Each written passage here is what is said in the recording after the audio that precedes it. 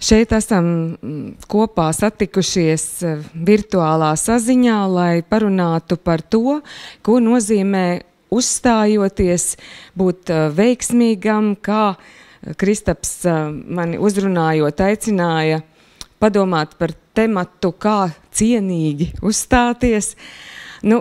Es to visu esmu reducējusi līdz tam, ka padomāsim šodien par to, kas ir tie psihofiziskie faktori, kas palīdz mums justies, uzstājoties pašiem savā ādā, kas palīdz mums nezaudēt saikni ķermenim ar prātu. Un būsim divās daļās sadalījuši šo tematu, pirmajā runājot vairāk par ķermeņa valodu un otrajā daļā pievēršoties runas aspektiem tādiem kā balsī un elpošanai un runas aparātam kā tādam.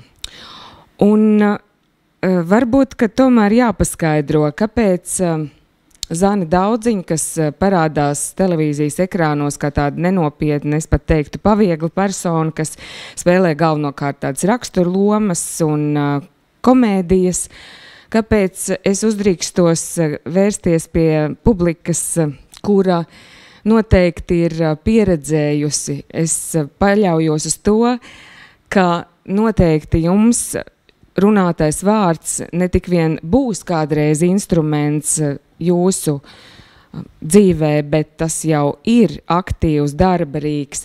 Kā es uzdrīkstos runāties ar jums, kuri noteikti runāto vārdu un uzstāšanās mākslu pazīst no profesionālās puses. Man tiesības dod tas, ka vairāk kā 20 gadu jau esmu Latvijas Kultūras akadēmijas pasniedzēja un pasniedzu skatuves runu.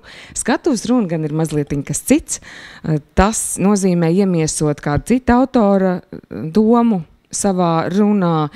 Publiskā runa nozīmē runāt savu domu, ieterpt to tādā konkrētā, kodolīgā formā un būt pašam. Būt pašam ar savu vēstījumu un ar savu viedokli. Un tādā veidā es arī esmu šobrīd nokļuvusi jūsu priekšā, un es ar jūsu atļauju varētu arī sākt. Man droši vien jāpaskaidro vēl tāda nianse, ka jūs varat krāt kādu neskaidrību vai kādu uzdodamu jautājumu un rakstīt to YouTube komentārā, un tad, ja laiks mums ļaus, mēģināsim beigu daļā uz to visu atbildēt.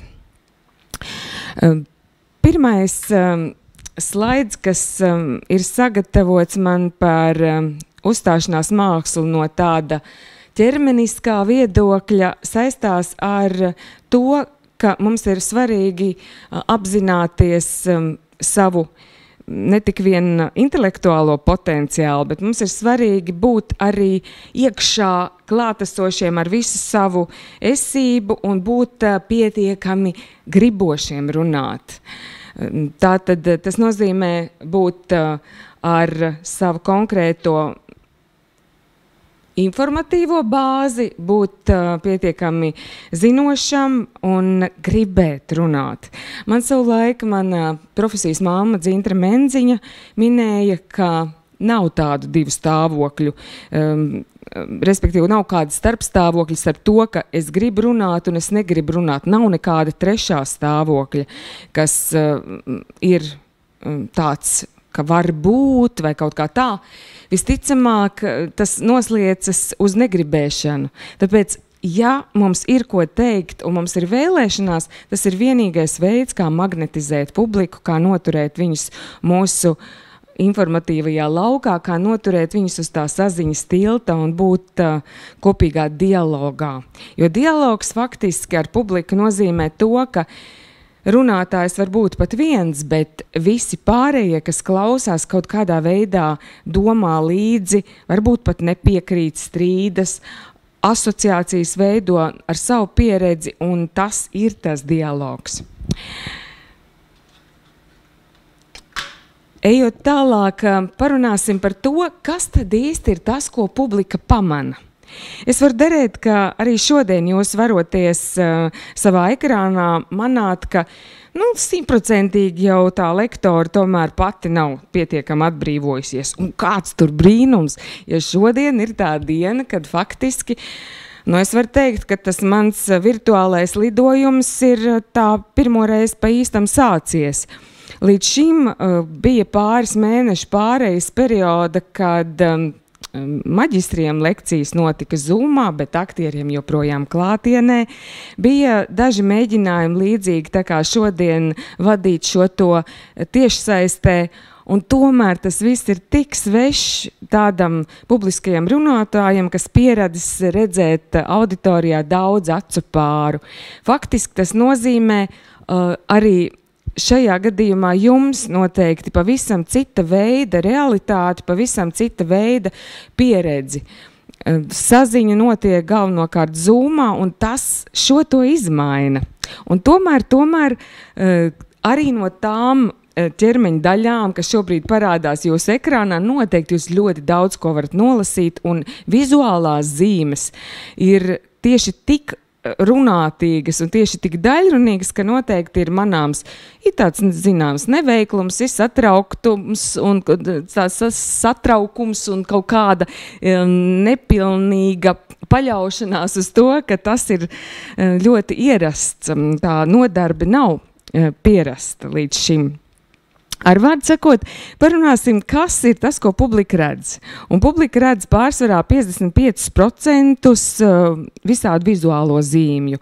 Viņi redz gan runātāju ādas krāsu, es domāju, nevis tādu tā kā rasu ziņā, protams. Es domāju, vai viņš ir bāls un nevasals, vai viņš ir varbūt piesārcis un uzbudināts, vai viņš ir varbūt ar kaut kādiem uztraukuma pleķiem izmeties. To jau visu ļoti labi var redzēt. Tāpat redz, vai viņš ir kaut cik saķemējies vai izpūris un tikko kā no gultas izlīdis. Zoomā šitādus skatus, jūs paši zināt, var redzēt šad un tad. Ar vārdu sakot, nolasās pilnīgi viss. Ķermeņa valoda ar žestiem ļoti daļrunīgi runā par to.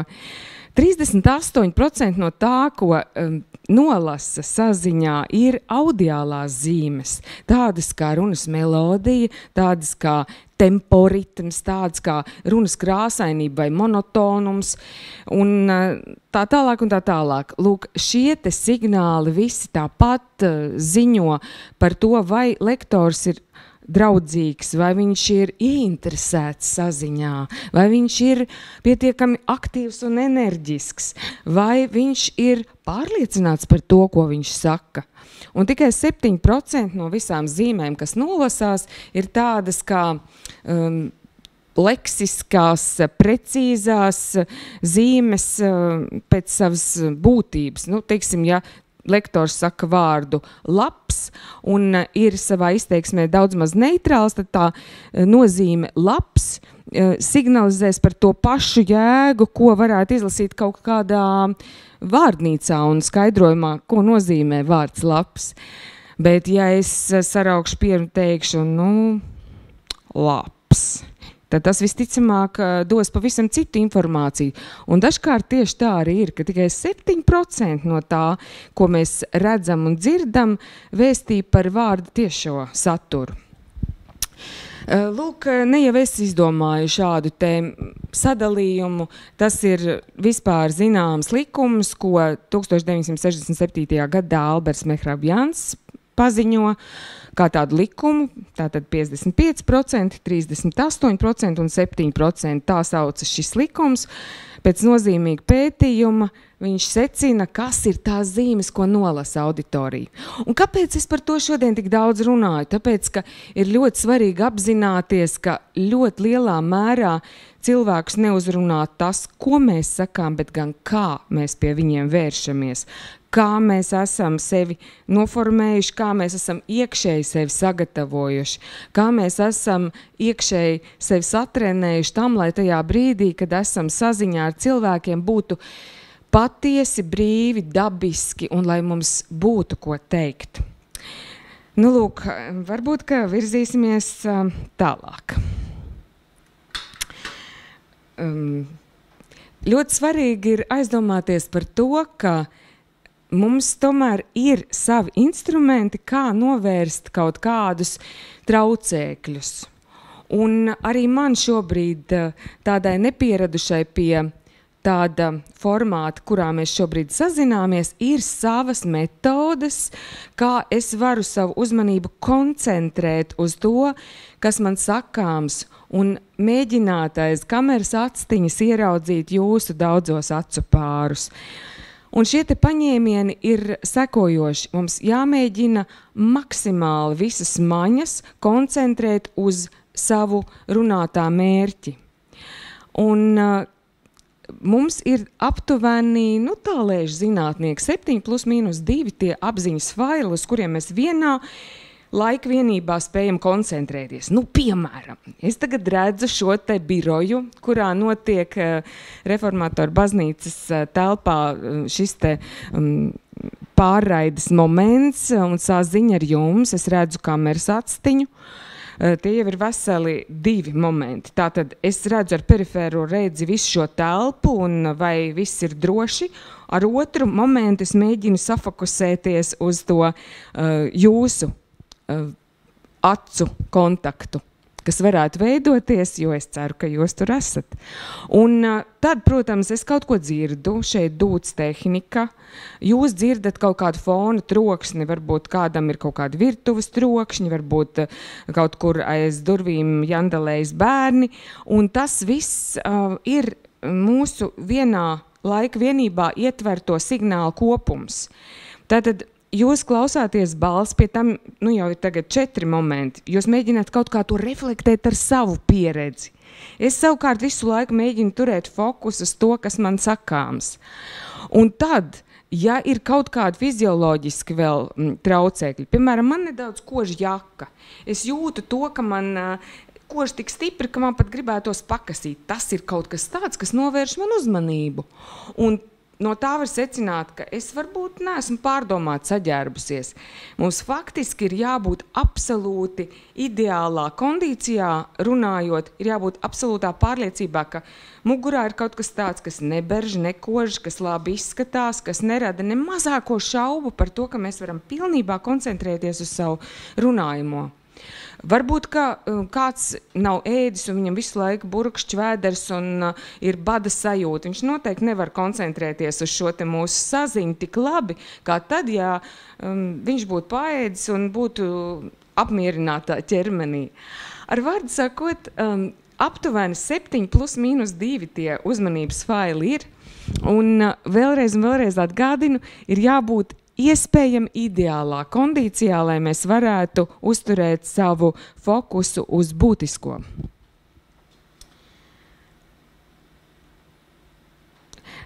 Jautājums, kas Amerikas Savienotajās valstīs pagājušā gadsimta 2. pusē tika uzdots vienā pētījumā, skanēja sakojoši. Ko jūs labāk gribētu? Publiski uzstāties vai mirt? Un tad ticiet vai nē, bet patiešām to, kuri teica nekādā gadījumā nemūžam, to bija vairākums. 60% teica, ka nē, tad jau labāk tiešām mirt. Loģiski, tas bija tāds mazliet retorisks jautājums, vai pavisam retorisks jautājums. Tas nebija nekādā veidā domāts tieši. Un tomēr te dara aizdomāties, ka vairums cilvēku to neizvēlas no laba prāta. Un tikai 40% saka, labs ir, es iešu un parunāšu. Un tad raugoties tagad uz mani savos ekrānos, jūs varat redzēt vienu cilvēku, kuram ir izdevies no tiem 60% ielausties tajos 40%. Ar milzīgu vēlēšanos, ar rūpīgu, ilgstošu darbu un sagatavošanos un nobriešanu un visādiem pašattīstības procesiem. Es tagad, ja man piedāvā uzstāties, tad drīzāk jau to daru ar patiku prieku un pat esmu iemācījusies gūt baudu no tā. Tas nozīmē, ka nav nekā neiespējama. Ja tik mēs ļoti vēlamies, mēs varam ieguldīt darbu un tas atmaksāsies.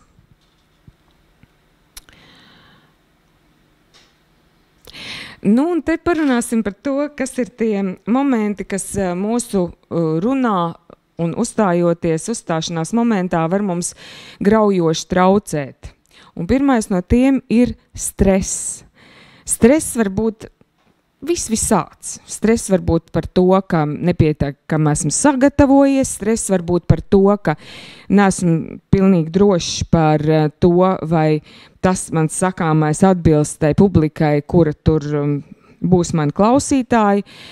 Stress var būt par to, ka es neesmu pārliecināts, vai vispār spēšu tikt galā ar savu psihofiziku un tā tālāk.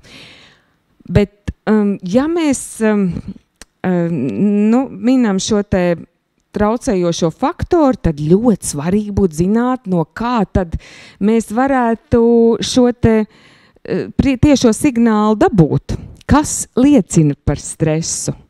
Un viens no tipiskākajiem momentiem, kas signalizē par nedrošību un stresu, ir tas, ka cilvēki saka, es nezinu, kur lai liek rokas.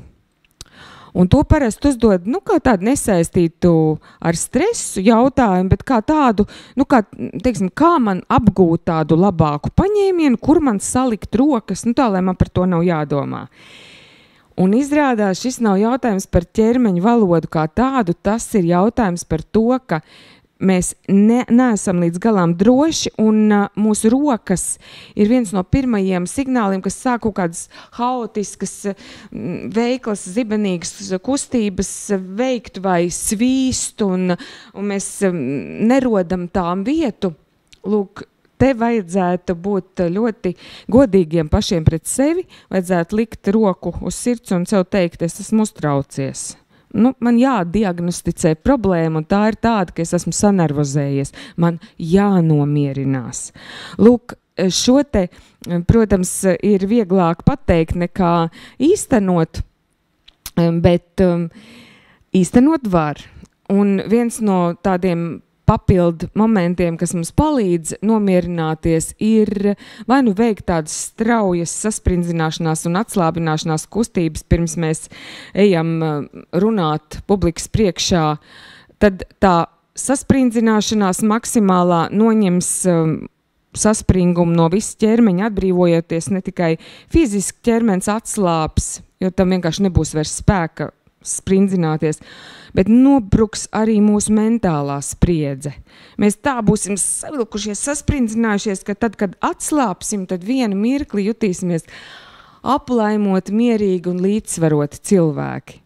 Un to darētu zināt, ka cilvēka ķermenis ir dabas daļa, un tajā dabas procesi ir tikpat raksturīgi, kā tie raksturīgi ir vējam, mežam, diennakts ciklam un tam līdzīgi. Viss plūst un mainās, katrs saspringums mijas ar atslābumu, un ja mums to atslābumu vajag panākt, ejot publikas priekšā, mēs varam īsi pirms tam saspringt maksimāli, un tad, kad mēs atslāpstam, tad vismaz uz minūtēm 3-4 mēs funkcionējam kā tādi atbrīvoti cilvēki. Mums vienkārši ķermenim nav vairs iespēju, nav iekšējo resursu sprindzināties.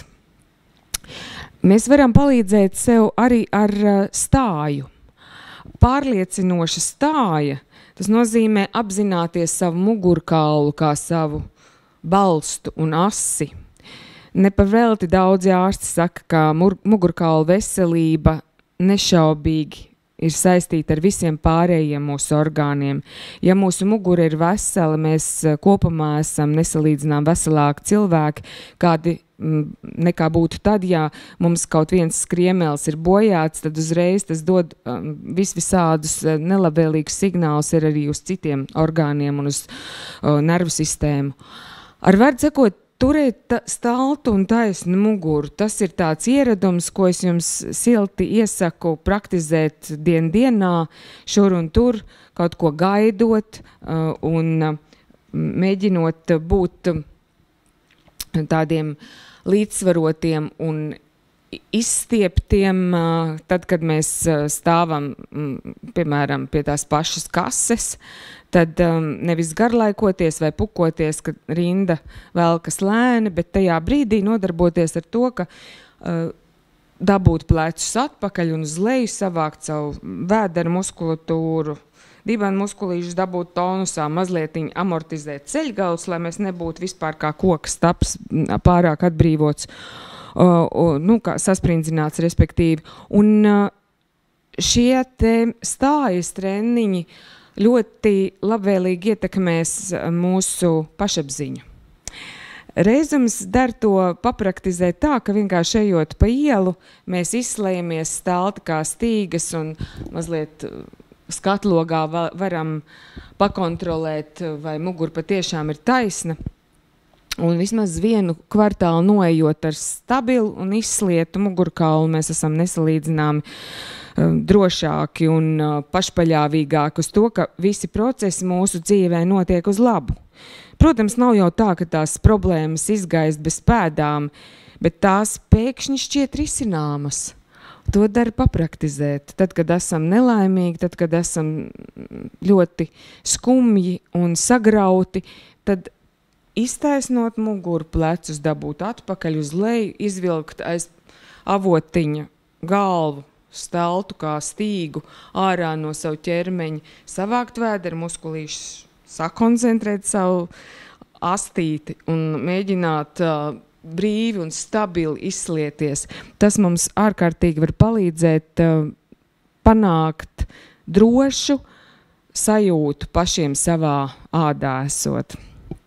Nu, un tad loģiski, ja mēs runājam tagad par tiem faktoriem, kas ir tie traucējošie mūsu runā, tad, protams, mērķa trūkums arī ir tāds faktors, kas nešaubīgi var ietekmēt visu mūsu runāšanu, padarīt to tādu nekonkrētu.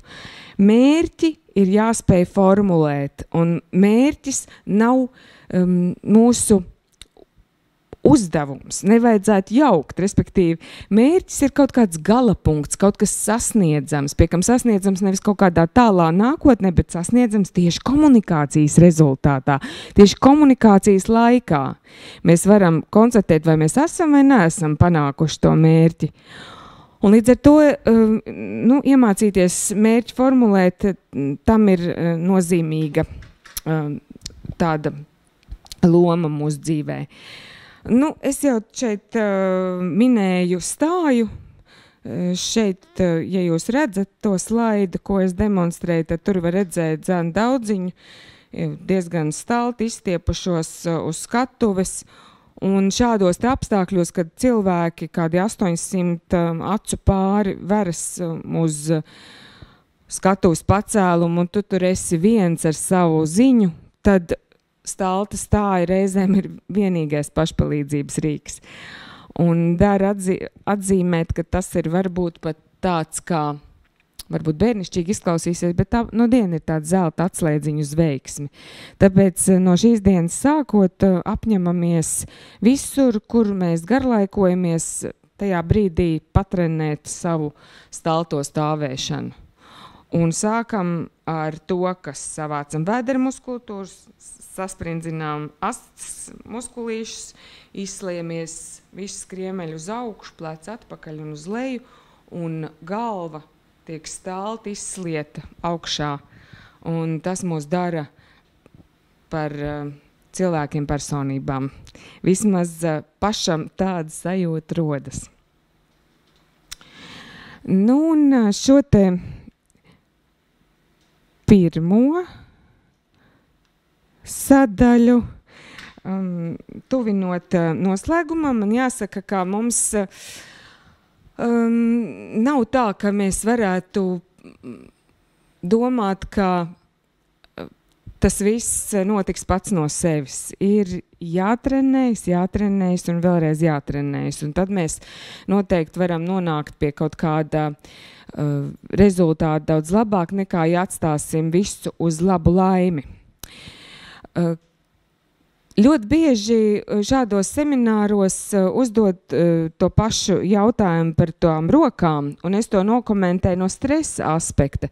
Bet droši vien šīs te pirmās sadaļas beigu posmā varbūt parunāsim patiešām, ko tad darīt ar tām rokām, lai mēs apzinātos, kur viņām vajadzētu būt. Nu, tādā situācijā, kā ir tagad, kad es esmu iekrampējusies mikrofonā, man nav daudz variantu. Es varu atļauties kaut kādas sīkas kustības ar vienu roku.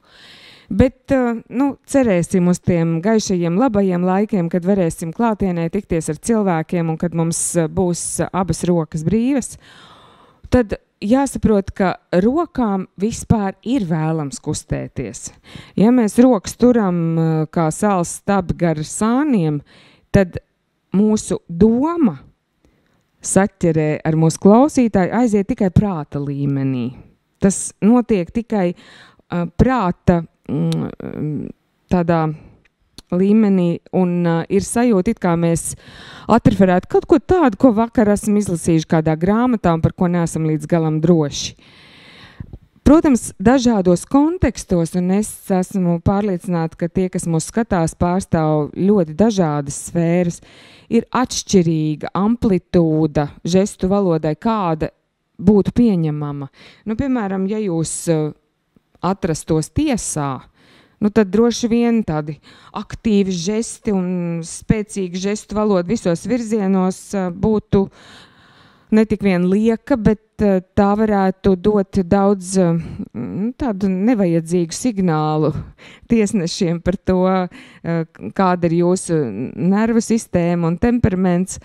Tur jau nu labāk, jo mierīgāk un savāktāk, jo labāk. Bet, piemēram, tad, ja jūs esat kaut kādā radošā vidē, tad tā žestu valoda ir daudz plašāka un drošāk var atļauties ar rokām manipulēt. Daži mani kolēģi, ļoti mīļi un jauki kolēģi, kas pārstāv aktieru meistarības sfēru, dažkārt saka tā, ka, ja jau nezinu, ko teikt, tad sāk ar rokām vicināties. Kaut ko tādu arī, protams, var novērot. Bet, ja viss ar mūsu vēstījumu ir kārtībā, tad rokas iet automātiskā saziņā ar mūsu sakāmo. Jo nevar iestudēt, ko tikai nevar, bet nevajadzētu iestudēt savu žestu valodu, jo tad mēs varam nonākt pie kaut kāda absurda un neloģiskā izpausmes veida. Jo žests aiziet automātiski un mazlietiņi pat tā kā pa priekšu domai. Neviens taču nesaka, paskat, reko mēnesis. Vienmēr ir tā, ka re kāda maliņa. Vispirms aiziet roka un tikai tad tas tiek kaut kā nosaukts vārdā. Un līdz ar to ķermenis signālu dos automātiski. Ja tikai mēs zināsim, ko mēs gribam teikt. Un, protams, gadās visādi eksperti, kur iesaka, paņemiet kaut ko rokā, tad jūs tur virpināsiet un varēsiet pieturēties un jums būs drošāk. Bet, pieņemsim, ka es būtu paņēmusi rokā savu telefonu un tad kaut kā aizrāvusies, es viņu vicinātu visādos šitādos virzienos un visticamāk jūsu acis iet līdzi tai lietai, un jūs pirmkārt mēģināt saprast, kas tas tāds ir. Tad, ja jūs atšifrējat, ka tas ir telefons, tad jūs sākat savā galvā interpretēt, vai tur ir kaut kāds citāts varbūt, un es kaut ko no tā citēšu, vai varbūt, ka tur ir kaut kāds timers un laiks, kuram es sekoju, un tā tālāk. Un jūs nevajadzīgā veidā tad novirzītos no tā, ko es kā lektors saku. Ir redzēti visādi interesanti piemēri, ka tad, kad cilvēki paņem papīrus rokā, viņi sāk vēdināties ar tiem papīrīšiem, viņi sāk čikināt savu pildspalvu un noved to auditoriju pamazām tādā stāvoklī, ka kāds jau gribētu labāk ar kaut ko mest un beidzot kaut kā izsist to lektoru no tā pierastā viņam automātiskā ritma, kurā pats runātājs bieži vien nedzird, kā viņš knikšķina to pildspalvu. Mans ieteikums būtu pilnīgi pretējs tiem manis minētajiem ekspertiem. Es jums ieteiktu vislabāk rokās neņemt neko, jo rokas, ja tās ir atbrīvotas un brīvas, tās var brīvi apzīmēt un ieskicēt to jūsu domu gaitu. Bet bet reizē ir vērts arī piedomāt pie tā un tad trenēt. Un tur ir dažādi paņēmieni. Jūs varat tādus kā vēdeklīšus veidot. Jūs varat dažādus vingrinājumus ar pirkstiem un ar visu roku. Tādas kā diriģējošas kustības, dažkārt patrenēt, lai žests, tad, kad tas ir runājot, lai tas ir skaists, savākts un nav krampjains. Nu, un pamazām virzoties pie ķermeņa valodas, nu, tā kā rezumējuma, padomāsim, ko mēs pirmajā daļā esam izrunājuši. Mēs mazlietiņ pieskārāmies tam, ka, lai runa būtu iedarbīga, lai mēs kā runātāji būtu citiem cilvēkiem uztverami un patīkami, tad mums ir svarīgi, lai mums ir zināšanas tajā jomā, par ko mēs runājam. Un mans ilgs ieteikums patiešām kategoriski nepiekrist runāt par tādiem tematiem, kurus mēs nepārvaldām. Ir svarīgi, lai mums ir stabilitāte un mums ir zināms faktu daudzums un pieredze, lai ir no kā pasmelties tajā neparastajā situācijā, kas ir publiska uzstāšanās. Mums ir svarīgi būt dedzīgiem. Ir svarīgi būt ar gribēšanu, un tad mēs magnetizējam savu skatītāju, tad mēs viņu ievelkam savā vēstījumā un vedam viņu sev līdzi, un viņš nevar turēties pretī. Svarīgi ir būt klātesošam, jo tikai tad es kā runātājs varu pieredzēt to unikālo pieredzes brīdi, kuru es pats ar prieku varēšu pēc tam atcerēties, un ar prieku varēs atcerēties arī man klausītāji. Ja es tagad runātu ar jums, bet ar domām jau būtu savās mājās un jau domātu, ko es tur tādu garšīgi varētu apēst un kā varbūt, ka es paskatīšos šodien kaut kādu vēl interesantu filmu, visticamāk jūs būtu ļoti vīlušies un šis vakars būtu kopumā izbojāts. Tāpēc, ka viss tas, kā pats lektors ir noskaņots, nolasās viņa ķermeņa valodā, kas ir 55% šie te vizuāli efekti, kas ir redzami, tie ir 55% no informācijas, 38% no informācijas ir mana valodas mūzika, cik tā ritmiska, cik tā dažāda, cik tā krāsaina, cik tā ieinteresēta, un tas arī viss nolasās no tā, vai es esmu klātesošs vai nē.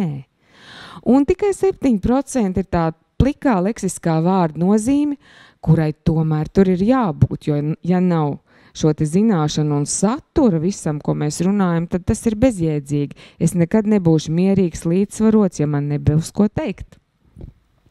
Nu tā, un pamazām mēs tuvojamies tam noslēgumam pirmai daļai, un tad vēl es atgādināšu, ka mēs parunājām par tiem momentiem, kas var būt traucējoši, un tas bija stress, un tā bija nepārliecināta stāja, un tas bija mērķa trūkums. Par mērķiem mēs pavisam maz pieskārāmies, bet bez mērķa nav ko darīt publikas priekšā. Ir jābūt vēlmei izmainīt klausītāju apziņu no A vismaz uz B. Mums ir ļoti svarīgi zināt, ka ja mēs gribam atbrīvoties vienkārši no informācijas, tad jau vērtīgāk ir varbūt sadrukāt kaut kādus bukletiņus vai izsūtīt e-pastu, kā mūsdienās pierasts, un cilvēki to informāciju saņems. Ir vērts būt aktīvā saziņā tikai tad, ja mēs patiešām zinām, ko mēs gribam sacīt. Un mums ir jāuzliek sev mērķis kaut ko konkrētu panākt. Nevis kaut ko konkrētu tur izdarīt, bet kaut ko konkrētu panākt. Panākt no sava skatītāja. Piemēram, šobrīd es gribu, lai jūs zināt, ka jūsu spēkos ir kontrolēt konkrētus elementus publiskajā runā, kontrolēt savu stāju, izvirzīt mērķus un spēt būt gribošiem, būt ar klātbūtnes efektu. Un tas tad arī īsumā varētu būt viss tajā pirmajā daļā, un mēs droši vien vēl diezgan daudz parunāsim par uzstāšanās mākslu un tās noslēpumiem arī nākamajā. Nākamajā daļā pieskarsimies runas aparātam un tiem elementiem, kas veido mūsu skanisko izpausmi saziņā ar klausītājiem. Nu tā, īsumā par pirmo daļu tas man arī viss. Lūdzu, vienu jautājumu. Es pateikšu, ka jūs īsumā atkārtojat. Jautājums ir, ko domā par ideju fake it until you make it? Ar domu, ka tu tēlo, pat ja tu esi nobijis, tu maksimāli tēlo un beigās tu kļūsi. Tēlo, vai tas nav pretī autentiski? Jā, interesants jautājums. Fake it or until you make it. Es domāju, ka tas strādā. Un ļoti bieži varbūt arī izdodas nošmaukties. Es neieteiktu to darīt kā tādu ieradumu visu mūžu garumā. Tas varētu būt paņēmiens iesācējiem, jo no kaut kā jau ir jāsāk. Un tas varētu būt saziņā ar to, ko zinātnieki sauc par alba emocijām. Izrādās cilvēkam patiešām ir pierādīts, piemītošas tādas alba emocijas, kuras atbild par to, ka ja mēs tā kā nofeikojam, kā jūs te minat savā jautājumā, ja mēs mānāmies un izveidojam kaut kādu konkrētu grimasi, nu, piemēram, smaidu, ja? Mēs sākumā smaidām un negribam nemaz smaidīt, bet vienkārši uztaisam viņu tādu mākslīgu. Izrādās, ka tās alba emocijas, kas mūsos mīt, atbild par to, lai dotu konkrētus signālus visai pārējai nervu sistēmai, un šis smaids sāk rasties jau organiskāks, un tas mums palīdz justies labāk. Tāpat kā, ja mēs esam tādi čukstētāji, tomēr mēģinām tā kā sūtīt savu balsi un runāt spēcīgāk, tad mēs paši no sava balss spēka iedvesmojamies, ne tik vien spējam iedvesmot savu klausītāju, bet mēs spējam iedvesmoties paši, jo paši jau arī savu balsi dzirdam, ko līdz dzirdam, ka esam tādi stabilāki un drošāki un spēcīgāki. Sākumā tā balss varbūt izklausās pēc tādas mazliet mākslīgas un konstruētas skaņu partitūras, bet pamazām mēs iemācāmies tajā zemākajā, spēcīgākajā balsī iejusties un panākt tajā savu konkrētību un organiku. Ar vārdu sakot, es pavisam neesmu pret to, ka jūs sākat sākumā ar formu un nonākat pie satura, jo teātrī arī, kā zināms, ir tie divi ceļi. Ir aktieri, kuri ļoti rūpīgi izanalizē savu tēla psiholoģisko raksturu un tā uzbūvi un gribu un vēlmi un vajadzības, un tād nonāk pie kaut kādas specifiskas formas un ārējā veidola. Un ir otri aktieri, kuri paņem uzmauc kaut kā dīvainu cepuru, uzliek brillītes vai uztais klibu kāju, un tad lēnā garā mēģinājuma procesā nonāk pie iekšējā lomas zīmējuma. Līdzīgi var rīkoties arī dzīvē. Tikai nevajadzētu samierināties, vajadzētu savos centienos tiekties uz autentiskumu, uz dabiskumu, jo tikai tad mēs pa īstam varētu būt patīkami un pieņemami mūsu klausītājiem.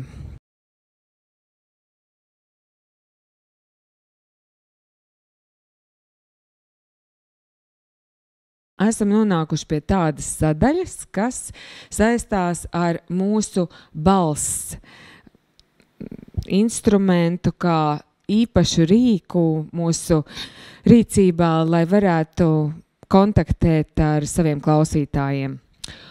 Un šis te aspekts balss kā instruments, tas ir tā vērts, lai to netik vien apzinātos tā teorētiski, bet lai to mēs izzinātu arī varbūt drusciņi pat praksē.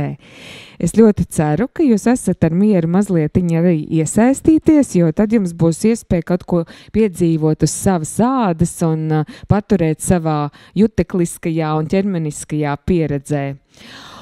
Un vēl, kas man ir jāpasaka, sākot šo te otro sesiju, ka 10 pēdējās minūtītes tiks pataupītas jūsu iespējamajiem jautājumiem, tā ka, ja jums ir kaut kas vaicājams vai kaut kāds problemātisks moments šķiet savā pieredzē saistībā ar uzstāšanās mākslu un jo īpaši ar balsi kā instrumentu, tad nekautrējieties to rakstīt komentārā, un tad mēs 10 minūšu laikā varēsim šos jautājumus arī iztirzāt. Nu, tad esam varbūt ieskrējušies un sāksim no paša sākuma. Lūk, balss kā instruments.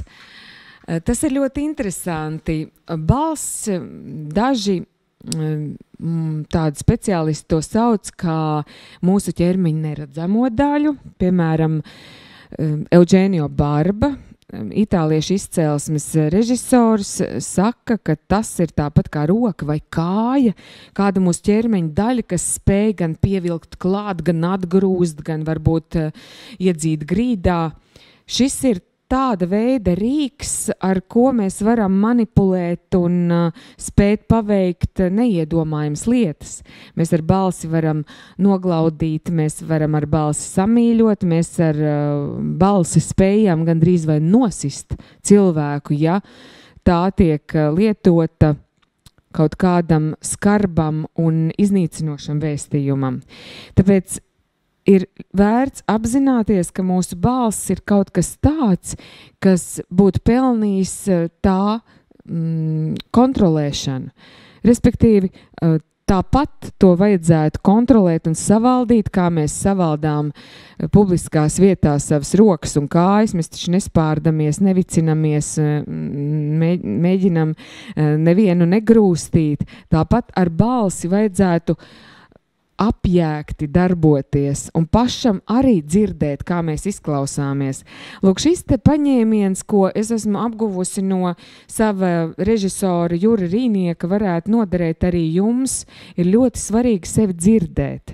Ne tik vien fokusēties uz to, kādu vēstījumu mana balss signalizē un verbalizē, bet arī uz to, kā tas īsti izklausās, vai balss izklausās pietiekami ieinteresēta, vai balss pēkšņi nav ieguvusi kaut kādu nogurušu un monotonu krāsu. Apzināti būtu jājūt un jākontrolē balss skanējums, to tad pie vajadzības kaut kā modulējot un izmainot. Un lūk, es vēl gribētu šim te balsī kā instrumentam piebilst tādu aspektu. Tagad rakstot savu promocijas darbu, es nonācu pie secinājuma, ka tas tomēr nav gluži tā. Balss nav kā mūsu muskulis vai kāja vai roka, drīzāk balss un runa ir kā solis. Solis vai vēziens vai žests vai mīmikas vaiksts, teiksim tā, tas jau nav mūsu ķermeņa daļa. Līdz ar to mūsu balss ir drīzāk kaut kas tāds, kas ar balsenes starpniecību nonāk saziņā ar mūsu klausītājiem. Bet, nu labi, nejaukšu es jums galvu, tas varbūt, ka jums nekādi dzīvē nepalīdz.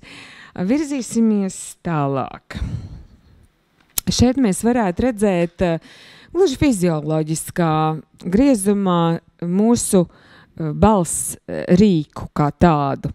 Uzliksim roku šeit sev uz kakla un tagad noriet ciekalas. Visticamāk, jūs jūtat, ka ir kāda zona kaklā, kāds neliels tāds skriemelis, kas pakustas uz augšu un uz leju. Tad man jāsaka, ka jūs esat neviļus tagad fiksējuši, kur atrodas jūsu balsene. Balsene ir pavisam mazītiņš orgāns. Tas ir apmēram 1 eiro diametrā vīriešiem un aptuveni 20 centu diametrā sievietēm. Un tajā tajā balsenē, kas šeit attēlā jums redzama vertikāli, šādā plakaniskā veidā ir izvietot šeit mūsu kaklā. Tad, kad mūsu balss saites ir mierā, tad mēs parasti izrunājam kaut kādas nebalsīgas skaņas. Nu, piemēram, uzliekam roku uz kakla joprojām un pasakam burtu s. Vai jūs kaut ko jūtat? Visticamāk, jūs neko īpaši nejūtat, tāpēc, ka balss saites ir mierā. Un tagad pateiksim, uzliekot roku uz kakla, pateiksim zzz. Visticamāk, jūs šobrīd jūtat, ka balsene vibrē, tā zum un vibrē, un balss saites atrodas aktīvās kustībās. Lūk, šīs te perlamotrīgi pelēcīgās saitītes, kas faktiski ir tādi kā muskuļi, vai precīzāk sakot tieši muskuļi. Tās ir mūsu balss saites. Viņas ir pavisam īsiņas. Balsenē apmēram 1,5 centimetru garumā vidēji. Un vīriešiem tās ir garākas un resnākas, un sievietēm ir īsākas un tievākas. Un atkarībā no tā arī tā skaņa un skaņas raksturs veidojas. Iztēlojieties, piemēram, kaut kādu stīgu instrumentu. Tā varētu būt ģitāra. Iedomājieties ģitāru, loģiski, ka tās zemās stīgas ir tās resnākās. Un tās smalkās stīgas ir tās, kas izdod pavisam spalgu un metāliski tādu asu skaņu. Un tad, ja mēs šīs te balss saites gribam lietot, lai panāktu zemāku skaņu, jo mums jau nav tā kā ģitārai tur vairākas stīgas, mums ir tikai 2. Ja mēs gribam panākt zemāku skaņu, balsene tiek tā kā atslābināta un balss saitītes paliek resnākas un mazliet saraujas. Un saskaras tā delikātāk, brīvāk. Ja mēs gribam panākt spalgāku un augstāku skaņu, augstāku skaņu, tad balss saites tiek nostieptas un nospriegotas. Un tādējādi mēs panākam tādu metāliskāku un tembrāli augstāku skanējumu. Un droši vien, ka darītu mēs ļoti maldīgi, ja mēs aprobežotos tikai ar šo te balsenes skaņu. Tagad, ja mēs runājam tikai šeit te kakliņā, tad faktiski iznāk, ka mēs lietojam mūsu iedomātajai ģitārai tikai to grifu un stīgas. It kā tur korpusa nemaz nebūtu. Bet mums taču tāpat kā ģitārā ir korpus, tāpat kā jebkuram stīgu instrumentam, teiksim čellam. Čellu vieglāk iztēloties, jo tas arī ir tāds vertikāls, vai teiksim kontrabass. Tam stīgas izvietotas vertikāli un koka korpus atrodas tā kā lejas daļā, un mums arī viss stors faktiski ir kā tāds rezonējošs instruments, kā rezonējoša, tā kā tumba, kā skanda.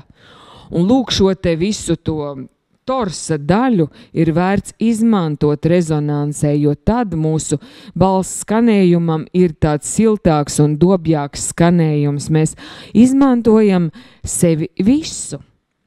Un līdz ar to mūsu balss iegūst lielāku tādu kā pilnskanīgumu, tādu kā samtainumu, dziļdomību pat savā izpausmē. Un skanējums ir magnetizējošāks, tas ir harizmātiskāks nekā tad, ja mēs runājam tikai izmantojot šo te rīkles rezonansi.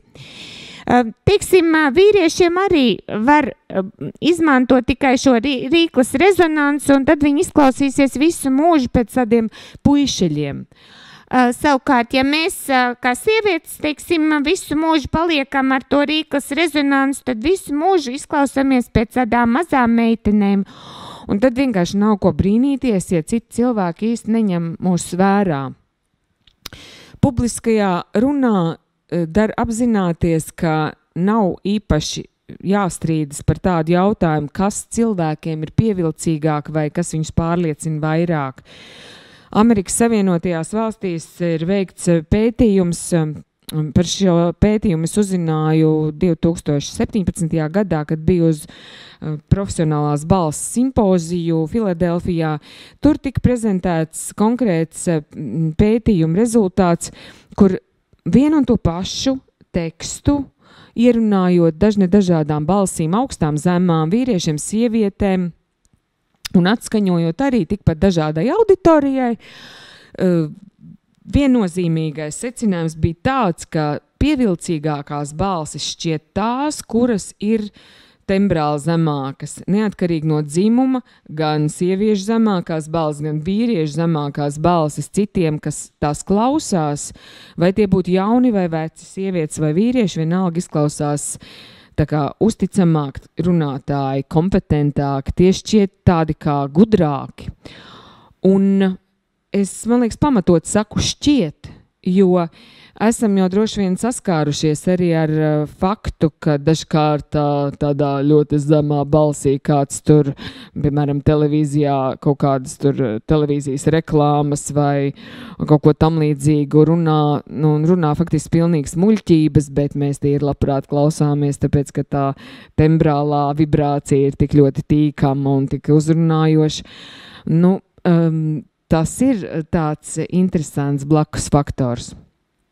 Ja mēs gribam valdzināt lielas ļaužu masas, ir vērts aizdomāties par to, ka jo tembrāli zemāk mēs runāsim, jo mēs būsim auditorijai pievilcīgāki, neatkarīgi no tā, ko mēs tur stāstīsim.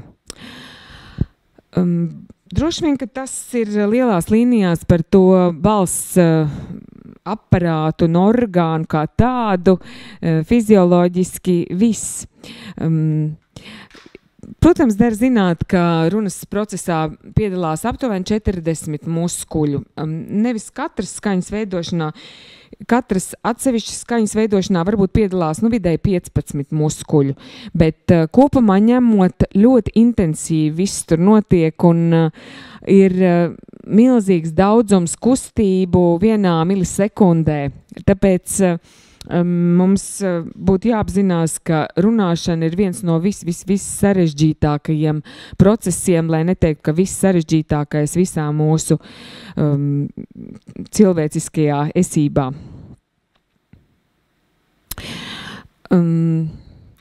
Te vēl mazliet tāds neliels citāts par balsi kā par ķermeņa neredzamo daļu, ka tā pati darbība, tas pats žests, tā pati skaņa, tā pati frāze var būt ikdienišķi banāli, vulgāri vai vienreizēji aizkustinoši atkarībā no tā, ko tā izgaismo. Mums vajadzētu, protams, apzināties, ka viens ir izkopt savu skanējumu, bet otrs ir būt atbildīgiem par to, ko tad īsti mēs sakām. Ir svarīgi, ka mēs netiecamies uz tādu veidu manipulāciju, ka mēģināsim tagad apgūt šarmantu skaņu un tad piegvelzīsim pilnu ēteru ar muļķībām. Ir varbūt jūs man piedosit, ka es šādai tik kompetentai auditorijai par to runāju, bet mēs visi droši vien esam noguruši gan no politiķu ūdens plūdiem, ko tie atskaņo ēterā, gan droši vien esam noguruši cits no cita izpausmēm kaut kādās sapulcēs un dažādās svinību reizēs. Ir ļoti atbildīgi jāattiecas pret to, ko tad īsti mēs vēstām. Un nevelti šodien mēs runājam par runas instrumentu, jo tas ir ārkārtīgi atbildīgs moments Covid apstākļos, jo mēs paturot veselu savu balseni, iespējams paturam veselus nevien sevi pašus kā fiziskos ķermeņus, bet arī savus līdzcilvēkus neapdraudam. Ja mēs neapdomīgi izrīkojamies un attiecamies pret savu runāto vārdu un kaut kā to forsējam un kliedzam un varbūt kā citādi agresīvi izpaužamies, tad mēs varam nobļaut savas balss saites un tādējādi radīt perfektu vietu iespējamai infekcijai.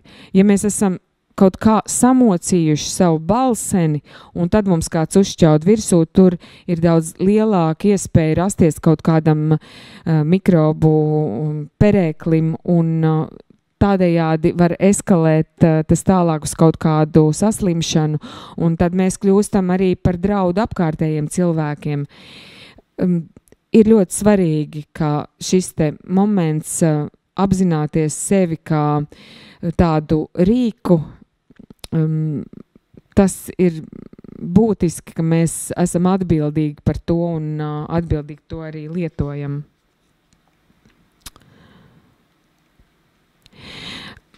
Nu, kas tad kopumā ietekmē mūsu runāšanas izpausmes?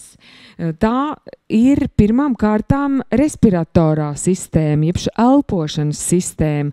Mazlietiņ es par to jau runāju un pieskāros iepriekšējā sadaļā, kur mēs runājām par mūsu ķermeni. Ķermenis ar tā stalto stāju un atbrīvotību nav viss, bet elpošana kā tāds mūsu palīgrīks ir tas aspekts, kas padara mūsu sirdsdarbību vai no ātrāku vai lēnāku, vai tas apskābekļo vai nepietiekam apskābekļo mūsu smadzenes, un tādējādi elpa kā tāds apjēgts process ir vienkārši neaizstājams runātājam.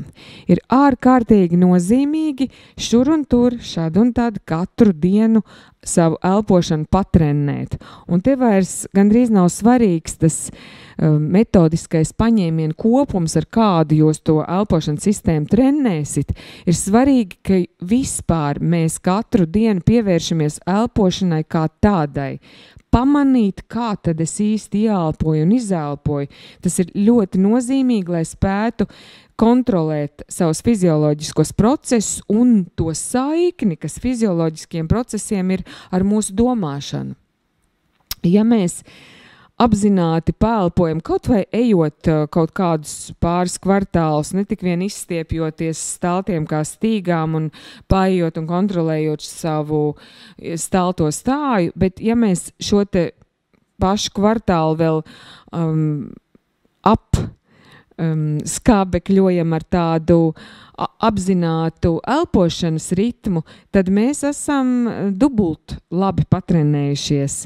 Reizums tādus kvartālus mērojot var ieslēgt elpošanas ritmu, piemēram, uz vienu soli ielpo, uz otru izelpo, uz vienu ielpo, uz otru izelpo, tad pāriet uz lēnāku ritmu, uz 2 soļiem ielpo, uz 2 soļiem izelpo, tad, piemēram, uz 4 soļiem ielpo, uz 4 izelpo, pēc tam paņem uz 4 ielpo, uz 4 aiztur, uz 8, piemēram, izelpo, un tā tālāk kāpinot, pamazām panākot arvien vienmērīgāku, arvien garāku ritmu, pie kam pievēršot uzmanību pēc iespējas garākām izelpām.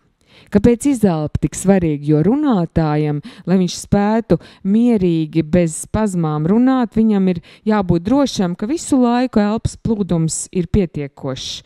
Tāpēc elpošana jāpadara par automātisku, tādu apjēgtu sistēmu. Un jo garāk būs jūs izelpa, jo garāks teikums ir iespējams. Un mēs, piemēram, kaut ko runājam, un tad varam piebilst vēl to, un to, un to, un to, un vēl elpa nav beigusies, varam vēl atkāpties un kaut kādu virāžu veikt savā domā, un tikai tad nonākt līdz galam. Un tas nozīmē, ka mēs daudz prasmīgāk spēsim manipulēt ar savu domu gaitu, un būsim spējīgi izvairīties no tādām īsām un pavisam aprautām domām, un varēsim izvērst domu plašāk. Nebūs jābaidās, ka gaisa nepietiek. Nu, lūk, tad, protams, respiratorā sistēma ir svarīga arī no tāda aspekta, ka tā atbalsta mūsu balsi. Respektīvi, diafragmas, spēcīgi diafragmas muskuļi ir tie, kuri atbild par to, lai ieelpotais gaiss tiktu šauts uz augšu uz balssaitēm, aktīvi, fokusēti un nevis pavisam atbrīvot, jo tad mēs atkal visi izelpojam par ātru un atkal mums vajag un atkal ieelpot, lai mēs varētu domu turpināt, bet mēs ieelpojam un tad taupīgi, it kā elpojot paši uz iekšu, visu laiku paturam sevī to elpas bāzi. Šeit dar tāda brīnišķīga līdzība. Iedomāsimies sevi tā kā tādu šļirci, tā kā tādu šprici. Mēs ieelpojam gaisu sevī un tad ar vēdera muskuļiem, ar savu diafragmu, nevis tā izpūšam visu ārā, bet tā taupīgi, sasprindzinot diafragmas muskulatūru, ļoti lēnām veicam to elpas padevi uz augšu. Jo mēs negausīgāk pūšam ieelpoto gaisu uz āru vai runājam ar tā saucamo pārelpu, jo vairāk elpa strādā kā tāds karsts fēns, kas žāvē un kaltē mūsu balssaites, bet jūs redzējāt, balssaitēm jābūt tādām pelēcīgi bālām un miklām, tām nevajadzētu būt sausām un stīvām. Tas nozīmē, ka jo mēs karstāku gaisu vairāk pūšam, jo mēs tās izžāvējam, padarām trauslas un sausas. Tas mums nav vajadzīgs. Mums vajag tās visu laiku paturēt miklas, elastīgas un siltas.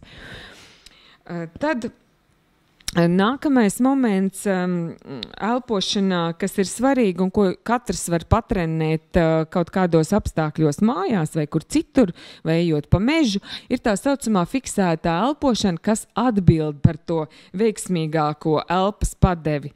Un fiksētā elpošana ir jebkāds veids, kas palīdz šos te muskuļus kontrolēt, ja? Tos vēdera muskuļus, kas atbild par balss spēku.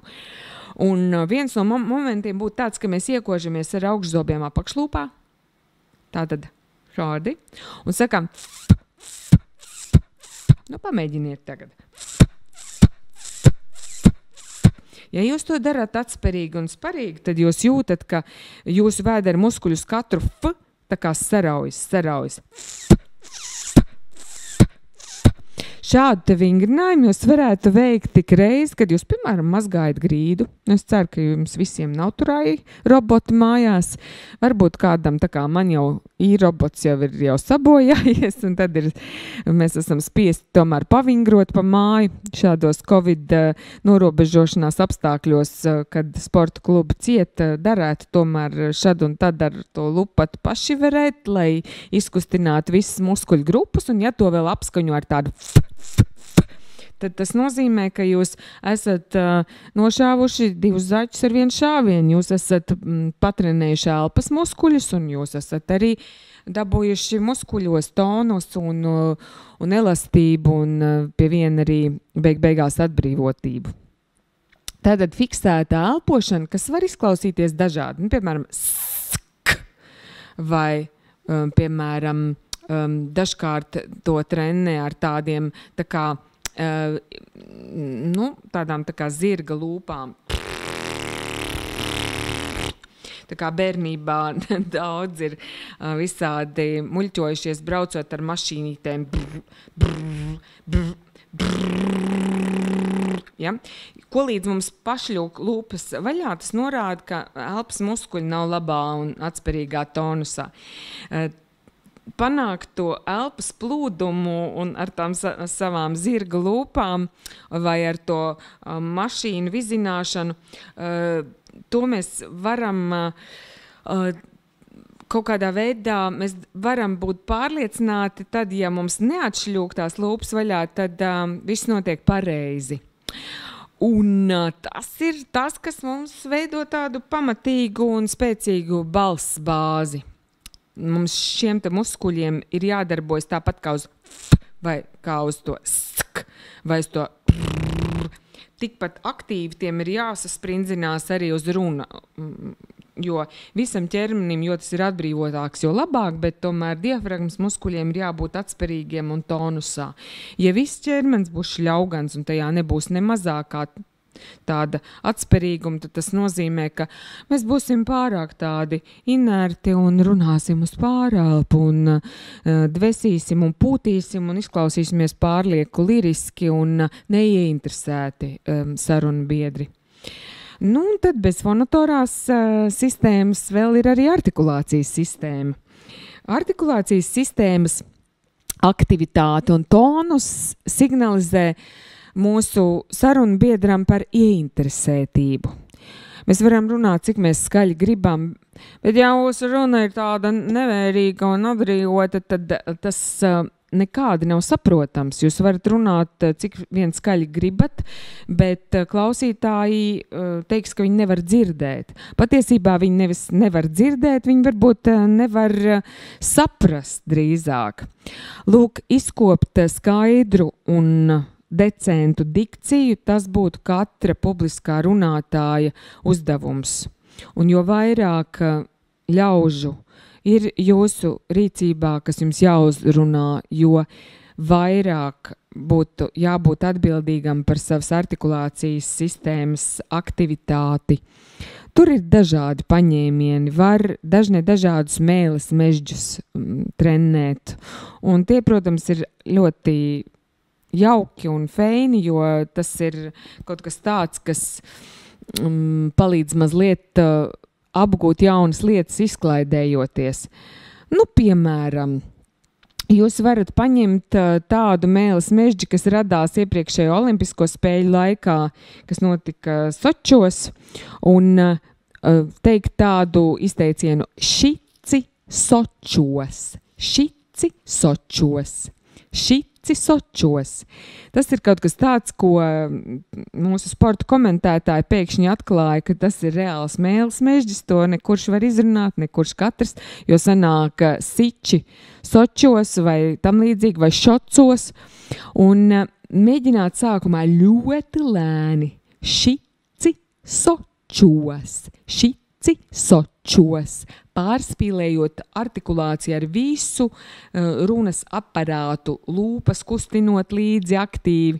Un tādā veidā mēs lēnām iegūstam tādu konkrētību un aktivitāti un varam panākt ļoti dinamisku šo te artikulācijas vingrinājumu. Šici Sočos, šici Sočos, šici Sočos, šici Sočos. Tad, protams, to var visādi kombinēt arī ar dažādiem žestiem, lai būtu droši, ka spētu kontrolēt runas laikā vairākus ķermeniskus impulsus. Un jūs varat, piemēram, ar vienu roku klapēt pa vēderu, ar otru braucīt pa galvu vai otrādi, ar vienu klapēt pa pakausi, ar otru roku veikt tādas kā masējošas kustības pa vēderu un vēlams tad nesajaukt, ja? Lai nav tā, ka abas rokas veic apļveida kustību vai abas vienkārši plakšķina. Un ja jūs varēsit savienot gan šo mēles mežģi ar konkrētām roku kustībām, kur katra roka dara kaut ko citu, nu, tad jau jūs būsiet zirgā. Ja interesē mēles mežģi, tad noteikti internets arī ir tā vieta, kur var šo to labu atrast. Dažādus vecmodīgus mēles mežģus un, protams, meklējiet arī grāmatas par publisko runu un par uzstāšanās mākslu, un tad jau jūs šo to interesanti arī uzmeklēsit. Un tad, virzoties tālāk, droši vien ir vērts piedomāt pie tā, ka mūsu laikā dzīvojot nepietiek ar to, ka jūsu ziņā ir jūsu organiskie instrumenti, tādi kā jūsu ķermeņa valoda un jūsu balss un jūsu domāšana un atmiņa un uztveres spēja un koncentrēšanās un tā tālāk, bet jums dažkārt nākas, tāpat kā man šodien, samierināties ar to, ka ir daudz kaut kādu palīgu elementu. Nu, šī gadījumā tas ir mikrofons. Tehniskie darbinieki atbild par to, lai veidotu zināmu pastiprinājumu tieši tādā līmenī, lai jums būtu tīkami to klausīties, lai es modulējot balsi kādā mirkli neiekliegt jums par spēcīgu ausī. Un tas ir labi, ka mums ir šāda veida sadarbība, jo mūsdienās jau bez tehnoloģijām vairs gandrīz nekas nav iespējams. Ja mums šāda tehnoloģija nebūtu, mums nebūtu iespējams šī vakar satikšanās, mēs tupētu katrs savā mājā un būtu neziņā par to, kas notiek pasaulē. Tāpēc, protams, ir skaisti, ka tehnoloģijas tāpat kā jebkurš cits rīks, kā piemēram nazis. Jā, ar nazi var uzsmērēt savu sviestmaizīti un ar nazi var nodurt cilvēku. Tāpat ar tehnoloģijām arī var veikt dažādas jaukas un patīkamas darbības un arī var daudz kaitējumu nodarīt. Mums būtu gudri apzināties, kā sadarboties ar tiem tehniskajiem rīkiem un kā spēt izlīdzēties tad, ja to pēkšņi nav. Šeit jūs redzat bildītē Zanni Daudziņu kaut kādā kultūras namā. Es pieļauju, ka tas varētu būt Lielvārdē, es vairs neatceros, bet te es esmu uzrakstījuši tādu prātulu, ka mikrofons mums kalpo tāds kā savdabīgs ķermeņa pagarinājums, kā mūsu balss pastiprinājums. Tas ir kā tāds savā veidā, tāda laipa uz saprašanos. Un to tad ir vērts tā apgūt kā tādu palīgu rīku, jo paši zināt, ļoti bieži tie, kas nav raduši, tur mikrofonu kaut kur šeit, vai, teiksim, vispār tur daudz pat tālu, it kā baidoties no tā un tam līdzīgi. Ir jāapzinās, ka tas ir kaut kas tāds, kas mums palīdz runāt.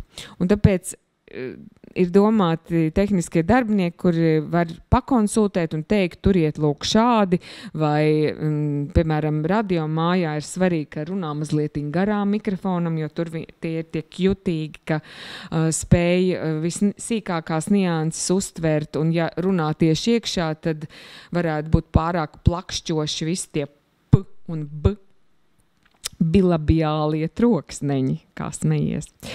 Jā, ar vārdu sakot, mums jāmācās sadarboties. No mikrofona nevajag baidīties, to vajag uztvert kā savu draugu un kā sadarbības partneri un turēt sev pretī mutei, nevis kur zemāk.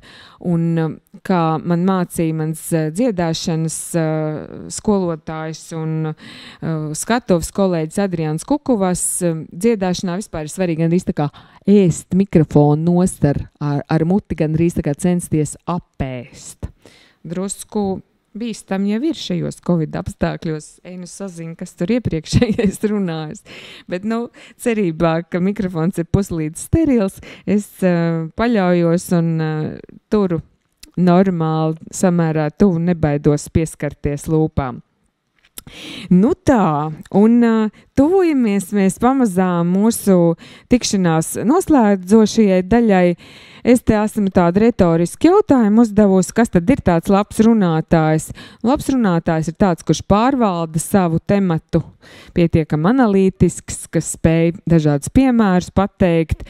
Viņš ir arī dedzīgs un ekspresīvs, viņš grib izpausties. Tikai tad cilvēki gribēs jūsos klausīties, ja jums būs liela vēlēšanās. Kā to vēlēšanos panākt, tad, ja gadījumā gribas mirt, kā mēs pirmajā daļā te spriedām, tā ir jūsu darīšana. Vai pirms tam ir jāveic kaut kāda pietupiena, vai jāsit sev pa vaigiem, vai jāzvan draugam un jāprasa, lai tas saka, ka es esmu lielisks kā runātājs, un tad jācenšas noticēt tiem iedvesmojošiem vārdiem. Tā ir jūsu darīšana. Kā jūs tajā gribēšanā tiekat iekšā, un tāpat kā man darīšana ir, kā es šobrīd varu dedzīgi runāties ar jums un kā es panāku to vēlmi un vajadzību dalīties ar to, ko zinu. Protams, ka jācenšas ir kontrolēt situāciju, tāpēc labi, ja jums pa ķērienam kaut kur ir pulkstens, kurā jūs nevis visu laiku druģaini raugāties, bet ik pa brīdim tomēr pakontrolējiet, lai nebūtu izplūdes un nesakarīgs runātājs. Jūs piekrīt Imantam Ziedonim, kurš ir teicis, ka pļāpas ir nežēlīgi plēsoņas. Mums ir jāprot cienīt citām cita laiku, un šajā ziņā es tāpēc centīšos būt situāciju kontrolējoši un virzīties uz jūsu jautājumiem, vēl sakot to, ka draudzīgums jau nu nekad nevar būt par daudz, ir vērts būt atvērtam un publiku mīlošam, jo tā taču mums ir vienīgā konkrētā šī brīža publika, ar to tad arī tā ir vislabākā. Un, protams, es nezinu, vai man izdevās jūs kādā brīdī jūsos izraisīt arī kādu mazu smaida dzirksti, bet svarīgi, ka ir jāzina, ka tad, kad mēs uzrunājam publiku, tad ja tie ir kādā mirklī pasmaidījuši, tad mums ir nesalīdzinām vieglāk viņus saliedēt uz kādu citu rīcību un panākt to, ka viņi piedalīsies un darīs, ko mēs vēlamies. Un atsaucoties vēl uz mūsdienu klasiķi Tomu Stoppārdu, kas ir brīnišķīgs angļu dramaturgs, smiekli, tas ir kā tāds tilts, pa kur pēc tam mēs varam transportēt jebkuru veidu informāciju. Nu, lūk, un tad es jums lūkšu, lai jūs varētu uzdot arī kādu jautājumu. Jā. Labi. Es lasu jautājumus. Kā es gribēju klātienē klausīties šo lekciju? Forši. Es arī gribēju ar jums klātienē labāk sarunāties. Otrs rakstītājs raksta, vai tas, ka zemāka tembra balss tiek uztverta kā baudāmāk vai uzticamāk, respektīvi vīriešu balss tembrs, ir vēsturisks sociāls rezultāts vai tas ir vienkārši ģenētisks fakts? Grūti teikt, vai tas ir vēsturiski noteikts. Es domāju, ka tas ir kaut kas tāds saistīts noteikti ar mūsu zemapziņu, jo, lūk, mans minētais pētījums, kas ir veikts Amerikas Savienotajās valstīs, bija arī izdarījis tādu tā kā secinājumu, ka ja mēs salīdzinām tādu neskanīgu, respektīvi disfonisku sievietes balsi un neskanīgu disfonisku vīriešu balsi, tad cilvēki neatkarīgi no dzimuma labprātāk klausījās neskanīgu vīriešu balsi. Un sievietēm der to atcerēties, ja mēs gribam būt harizmātisks runātājs, mums ir jāpiedomā pie savu tembrālā skanējumu un jācenšas balsi mazlietiņ sēdināt, jo tad mums ir lielākas izredzes sasniegt lielāku auditoriju. Es atceros, ilustrētajā zinātnē bija tāds pētījums arī par to, kādi vadītāji šķiet tādi kā veiksmīgāki. Un no visiem tajā konkrētajā pētījumā pētītajiem prezidentiem, direktoriem, ģenerāldirektoriem un tā tālāk, 85% bija tembrāli zemas un spēcīgas tādas skanīgākas balsis, un 15% nē. Un lūk, te mēs nonākam pie tās jaukākās sadaļas, ka vienmēr ir iespējami arī izņēmumi.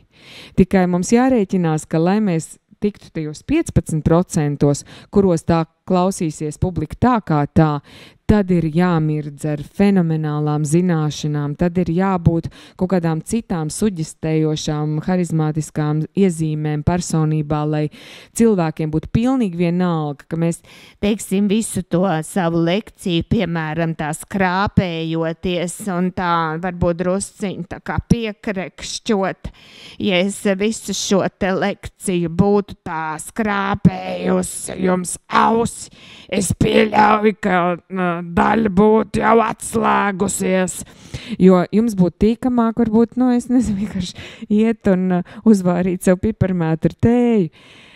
Kāpēc tā notiek? Tāpēc, ka balssaites, paļaujoties uz mums esošiem spoguļu neironiem, vibrē līdzi. Jūs klausāties tagad manā balsī, un jūsu balssaites automātiski, neapzināti mazliet kustas līdzi, jo balss skaņa ir, teiksim, tāda metāliskāka vai čerkstošāka. Es pieļauju, ka jūs jau pamazām izjūtat kaut kādu tādu kā kasīšanos savā kaklā. Un tas nebūtu tas, kas mums jāpanāk. Tāpēc nav vērts pretoties, un man nav precīzas atbildes uz jūsu jautājumu, vai tas ir vēsturiski noteikts, vai kaut kā fizioloģiski, vai kā citādi, bet vienkārši fakts ir fakts, nav vērts tam pretoties, un tas jāņem vērā. Kā cīnīties ar to, ka runājot pa mikrofonu dzirdi sevi kā galīgi sveša persona? Jā, šis ir burvīgs jautājums. Jebkuram cilvēkam, kurš sevi pirmoreiz dzird ieraksta veidā no malas, šķiet, ka viņa balss skan nepievilcīgi. Un tā tas nav tikai jums, tā tas ir pilnīgi visiem cilvēkiem, arī tiem, kuri ir daudz strādājuši ar savām balsīm. Viņi ir pārsteigti, ka tā balss tomēr nav tik skaista vai tik sulīga un pilnskanīga, tā kā viņiem pašiem liekas. Tas ir tāpēc, ka mēs sevi dzirdam visu laiku apskaņotus ar savu šūnu vibrāciju. Un tad, ja jūs gribat dzirdēt sevi tādus, kādi jūs esat, tad jums jāizliek abām ausīm priekšā tādas pabiezas grāmatas vai vismaz plaukstas un jāparunājas ar sevi telpā, un tad jūs dzirdēsiet to, ko dzird pārējie cilvēki ar jums sazinoties, vai tā balss plus mīnus līdzīga tai, ko jūs dzirdat ierakstā. Katrā ziņā ir jāapzinās, ka jums, ja jūs tā balss neapmierina kaut kādā aspektā, tad svarīgi ir tiekties uz to skaņu, viņu tā kā vai īpaši vēl padarot dobjāku, siltāku vai kā citādi, ejot tajā virzienā, kas jums šķiet pieņemams. Un to visu laiku mājās var pakontrolējiet, pieliekot kaut kādus priekšmetus, gaļas dēlīšus 2 priekšā ausīm, ja? Un tad jūs dzirdat balsi atbalsojoties telpā plus līdz objektīvi. Tā. Kāpēc klusums? Nē, tas nav tas. Aha. Vai ir kādi ieteikumi par aplikācijām vai vietnēm, kurās ir iespēja trenēt vai analizēt savu runu? Jā, te man laikam es drīkstu nodarboties ar reklāmu, pašreklāmu, ja? Jā, tad droši vien, ka, ja tas jūs interesē, paskatieties Viestura Mekšāna runas skolā, ir daudz interesantu kursu un online lekciju, saistībā ar runu, gan par tās saturu, gan arī par tās skanējumu. Arī mans 3 stundu garš online lekciju ieraksts, kuras ir ne tik vien tā kā lekcijas, bet drīzāk praktiskās nodarbības. Kopā ar mani ierakstā tad jūs varat trenēt artikulāciju un balsi un ķermeņa atbrīvotību un tā tālāk. Mākoņošanas pasākumos ir lielāks stress, raksta Artis. Iespējams dēļ tā, ka publika nav redzama. Vai ir padoma, kā ar šo stresu, ja tā var saukt, tikt galā? Arti, ja es to zinātu, es arī būtu šodien daudz spožāka runātāja. Es pavisam godīgi teikšu, šī te visa jaunā situācija mūs patiešām mazliet samoka un mūsu dabiskās atbrīvotās personības drusku iedzen stūrī. Mans padoms tad vienīgais ir neizvairieties. Tad, ja jūs aicina, tad ejiet visur, kur jūs jums piedāvā piedalīties un izmantojiet to kā treniņu platformu. Šis ir mans treniņu vakars. Es par to esmu jums ļoti pateicīga, ka jūs esat klātesoši, jo tas ir veids, kā es sevi radinu pie neparastiem šiem te mākoņošanas jaunajiem saziņas veidiem. Bet skaidrs, ka nav vienmēr jāizbauda publikas pacietība, jāpārbauda. Jūs varat, piemēram, paņemt mobilo telefonu, uzlikt video selfie formātā un parunāties pats ar sevi ekrānā. Un tad censties vairāk nevis acis trāpīt pats savā veidolā, bet tajā kameras atstiņā Un mēģiniet kaut ko runāt, tas pat nav svarīgi ko, bet pamēģināt veidot sakarīgus teikumus tādus, kas jūs paši apmierina. Visu, kas jūs neapmierina, dzēsiet laukā, paskatieties, pakontrolējiet, kur ir problēmas un analizējiet, atkal ierakstiet sevi, atkal skatieties. Tas ir veids, kā var kaut kā pierast pie tā, ka mēs sarunājamies nevis ar dzīvu cilvēku, bet mēs sarunājamies ar kameras aci. Uz pēdējie jautājumi. Vai būs labi rokas turēt tā, kā to dara Merkele? Rokas tur sirds formā. Daudz amatpersonas rokas tur pret vēderu un it kā kustina, vai tas ir labs stils? Jā, tas ir labāk turēt rokas tā kā safokusētas, jo tad tas ir tāds kā noslēgts loks. Cilvēks signalizē par koncentrēšanos. Skaidrs, ka rokas, ja tās ir vaļā, tās ir dabiskāks, brīvāks, bet ja cilvēks nepārliecināts, labāk jau saņemt kopā un vismaz tās rokas nevicināsies tur, kur tām nav jābūt. Vai jautājuma atkārtošana tiešām dod laiku apdomāt atbildi un ir labais stils? Jā. Tas ir pietiekami labs stils, jo pirmkārt ļauj vēlreiz tā kā nofiksēt pašam to jautājumu un iefokusēt arī tos, ar kuriem jūs runājat. Jā, es domāju, ka ir labs stils. Bet es jums paužu savu personīgo viedokli. Vai ir iespējams mainīt balss skanējumu, prasa Sibila? Ja jūs raugāties šobrīd savā ekrānā, jūs redzat cilvēku, kurš ir totāli izmainījis savu skanējumu. 25 gadu vecumā. Man balss bija šī, un es runājos, un cilvēki teica, ka tāds simpātisks skanējums esot diezgan jauka balss, bet es pats sapratu, ka aktieros es varbūt vienīgi, kur varētu startēt tad Leļu teātrī ar tādu balsi. Un tad es mētiecīgi sāku mācīties runāt mazliet savādāk, un mēs esam, Sibila. Tā kā es domāju, ka nekad nav par vēlu sākt, ja tik ir vēlēšanās, var panākt ļoti daudz. Es jums teikšu tagad milzīgi paldies par jūsu klātbūtni šajā vakarā un atkal atkārtoju to pašu, ka ir svarīgi vingrināties un vēlu jums labu izdošanos.